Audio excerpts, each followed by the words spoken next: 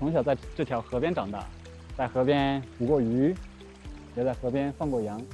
这条河最后一直流，最后是我们汇入了那个金沙江里面去。还记得小时候都没有电，我妈也特意的给我做了一把那种小小的松明火把，能见度非常的低，只能照亮我面前大概1-2米左右的这样的一个距离。所以我当时就跟我妈妈说，等我长大了，我要做一个大大的那种松明火把，然后把我的路上啊、家里啊一些全部点亮。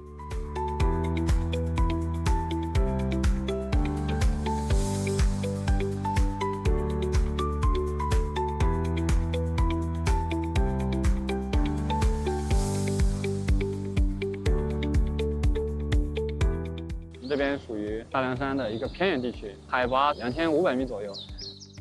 差不多有标准的90个足球场那么大。然后最关键的是它的输送容量最高，每天可以输送个3.6亿度的电。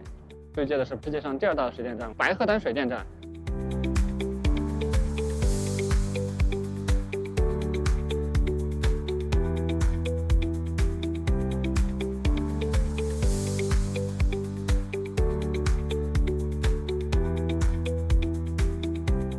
这个站也年轻，当然我们里面的人员也很年轻，差不多平均年龄可能只有25、26岁。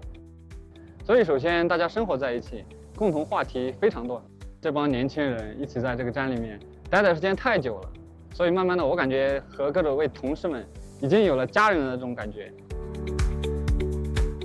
平常呢，我实行的是一种大倒班的模式，一般的话是在站里面上10天，然后回去休息个7、8天这样的时间。面临一些大修的情况下，我们要一直在站内值守，对于全站的设备进行一个全面的隐患排查的治理、缺陷的处置等等。